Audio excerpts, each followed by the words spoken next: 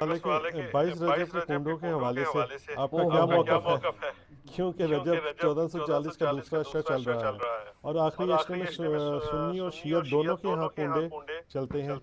شریعت محمدیہ صلی اللہ علیہ وسلم میں اس کی کیا اہمیت ہے؟ کوئی اہمیت نہیں ہے جی، شریعت محمدیہ کے اندر یہ ایک بدعت داخل کی گئی ہے صلی اللہ علیہ وآلہ وسلم۔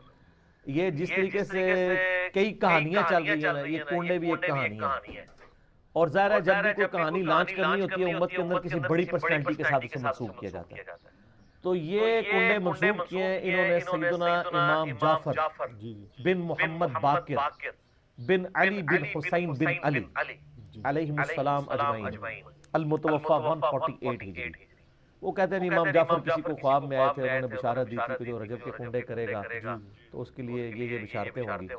یہ تو سٹارٹ ہی خواب سے ہو رہا ہے، اس کا دین کے ساتھ کوئی لینا دینا نہیں، نہ امام جعفر کے ساتھ کوئی لینا دینا ہے۔ یہ وہ ایک پروپیگنڈا جو شیعہ کے ہاں چلا اور وہ کنڈے چل رہے ہیں، اور سنیوں کے ہاں بھی چونکہ امام جعفر ایک ڈومیننٹ پرسنالٹی ہے، ان کو رسپیکٹ دی جاتی ہے، خود دیتے ہیں۔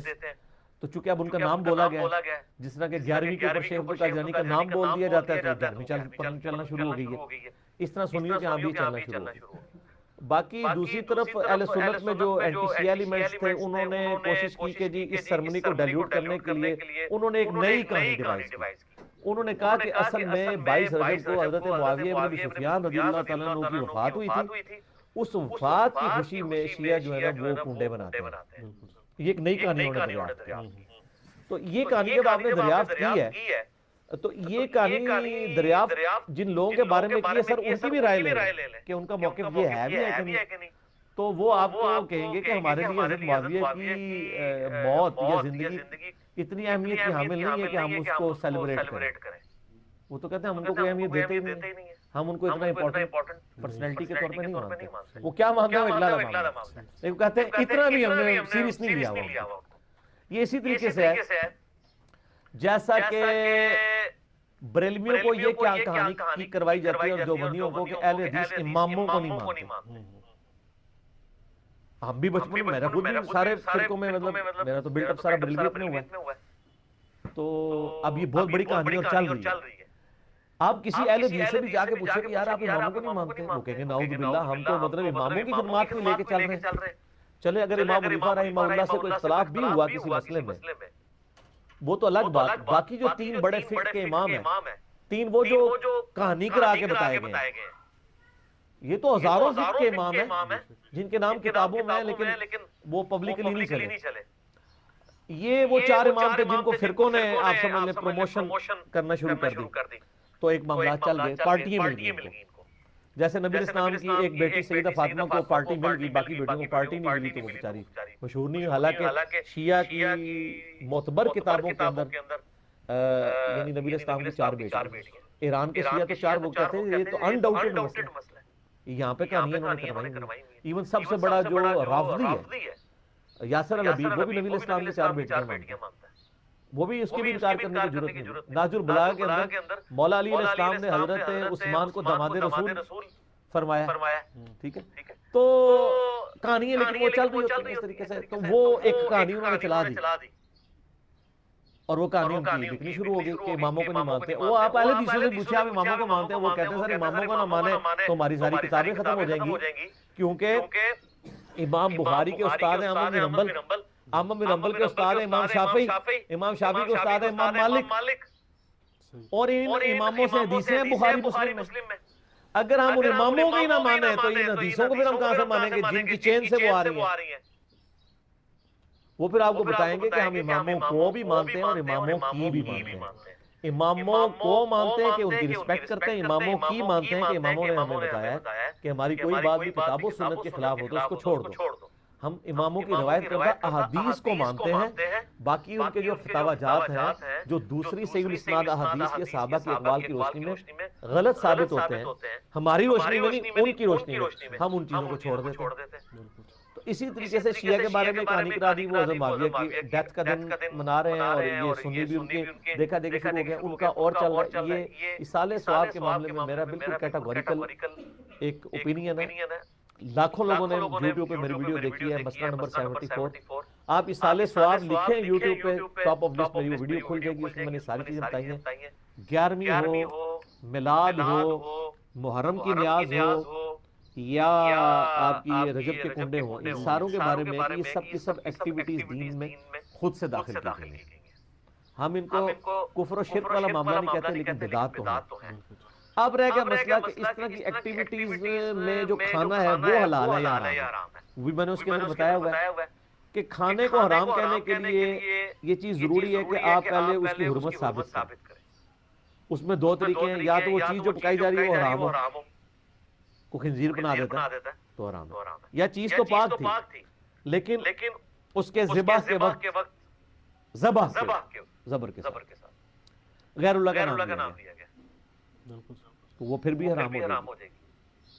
تیسرا مسئلہ ہے تقرب والا۔ تقرب میں اب دو طرح کے آپشن ہیں۔ ایک تقرب یہ ہے کہ کوئی شخص یہ کہتا ہے کہ میں فلاں بزرگ کے اصالے ثواب کے لیے کر حضرت حسین علیہ السلام کو ثواب پہنچے، ایک میری طرف سے ہدیہ، تو اس کے معاملے میں بھی ایسے کوئی سختی والا معاملہ ہے۔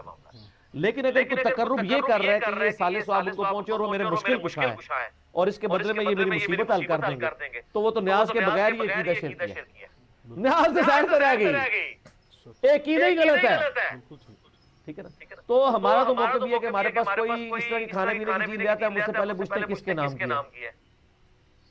اگر وہ کہتا ہے اللہ کے نام کی ہے تو بسم اللہ پڑھ کے کھا لیں۔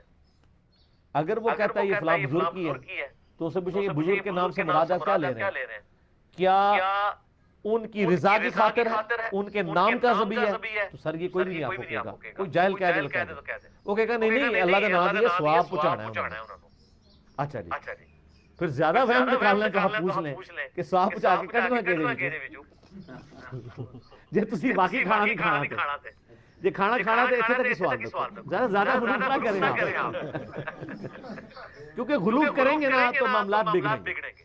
اور یہ میں آپ کو اپنی طرف سے نہیں بتا رہا، صحیح بخاری میں سیدہ عائشہ نے نبی علیہ السلام سے پوچھا یا رسول اللہ یہ کچھ نیو مسلم ہے، ہمیں نہیں پتا انہوں نے ذبیحہ صحیح کیا یا نہیں کیا، تو یہ جب کوئی اس طرح کی گفٹ لے کے آتے ہیں کیا کریں؟ آپ نے بسم اللہ پڑھ کے کھا لیا کرو۔ اللہ آپ نے کہا کہ بلاؤ، آپ یہ بھی کہہ سکتے تھے حلف دلواؤ، یہ وہ وہم نکال کہ مسلمان کا ذبیحہ ہے نا تو اس میں ذہن رکھو، زیادہ نیٹی گریٹی میں نہ پڑھو، ٹھیک ہے نا۔ اس کا غلط رزلٹ بھی نکال دیا یوسف القرضاوی صاحب نے، انہوں نے وہ اسلام میں حلال و حرام کتاب لکھی، اس میں انہوں نے لکھا کہ یہ جو غیر مسلموں کے بھی جو ذبیحے چل رہے ہیں نا، جو KFC میکڈونلڈ چل رہے ہیں، جو ڈیفینیٹلی ذبیحہ ہے ہی نہیں ہے، وہ اللہ کے نام کے کیا، وہ تو مطلب بالکل ذبح والا معاملہ ہی اس کے اندر اس طریقے سے نہیں ہے، نہ وہ اللہ کا نام لیتے ہیں، وہ کہتے ہیں بسم اللہ پڑھ کے آپ کھا سکتے ہیں۔ اور اس حدیث سے پلیز تو میں نے ان کا بھی رد کیا کہ سر ایڈی بھی کھلی چھٹی نہ دو، مسلمان کا ذبیحہ ہے نا اس کے اوپر آپ کو وہم نہیں کرنا چاہیے اگر وہ مسلمان ہے۔ اب وہ اگلا مسئلہ شروع ہو جائے گا کہ وہ بریلوی ہے، دیوبندی ہے، اہل حدیث ہے، شیعہ ہے، یہ نئی کہانی کرنے کی ضرورت نہیں ہے، اہل کتاب کا ذبیحہ بھی حلال ہے۔ تو اگر آپ ایک دوسرے کو مسلمان ماننے کے لیے تیار نہیں، چلو اہل کتاب ہی مان لو۔ یہود و نصارہ کی عورتوں سے تو آپ کا نکاح جائز ہے سورۃ المائدہ کے پہلے رکوع کے تحت، اور اسی رکوع میں آتا ہے کہ اہل کتاب کا ذبیحہ بھی حلال ہے۔ جی ہاں، اگر وہ اللہ کے نام کے اوپر کیا ہو، تو اگر یہود و نصارہ کا اللہ کے نام کا ذبیحہ حلال ہے تو جو آپ کے اپنے اہل کتاب ہیں، قرآن کے فائنل ٹیسٹمنٹ کے ماننے والے، وہ تو old testament new testament tempered form میں مان رہے ہیں، اور وہ اتنے ظالم ہیں کہ نبی علیہ السلام کو وہ دجال سمجھتے ہیں، نعوذ باللہ۔ ظاہر ہے پیغمبر نہیں مان رہے، تو جب آپ کسی کو پیغمبر نہیں مان رہے، جس طرح ہم غلام احمد قادیانی کو پیغمبر نہیں مانتے تو کیا سمجھتے ہیں؟ دجال کے اس نے دجل کیا، جھوٹ بولا ہے، اس کے باوجود اللہ تعالیٰ کہہ رہا ہے کہ ان کا ذبیحہ بھی حلال ہے۔ اور جو آپ کے نبی کے عاشق ہیں، جو محمد اور آل محمد کے لیے جان لینے کے لیے تیار ہیں، سر ان کے اوپر آپ کم از کم یہودیوں نا سٹیٹس تو ان کو دے دیں، ٹھیک ہے، تو وہ آپ دینے کے لیے تیار نہیں ہے۔ اسی پہ میرا ایک کلپ بھی ہے، وہ کیا سنی شیعہ کا نکاح ہو سکتا ہے، اس کا بھی پھر اتنا مذاق اڑاتے ہیں سر۔ میں نے تو کہانی الٹ دی ہے نا، میں نے سوال کرنے والے سے یہ میرا کلپ لاگو، میں نے کہا یہ سوال نہ کریں سنی شیعہ کا، آپ یہ پوچھیں سنی کا بھی نکاح ہو سکتا ہے کہ نہیں، کیونکہ اگر سنی حنفی ہے تو وہ یا سنی حنفی دیوبندی ہوگا یا سنی حنفی بریلوی ہوگا، تو ہے تو دونوں سنی نا۔ سنی اہل حدیث ہوا تو وہ تو بہت دور بیچارہ بیٹھا ہے، اس کی تو کوئی اوقات ہی نہیں نا ان کے نزدیک، وہ تو بہت تھوڑے ہیں۔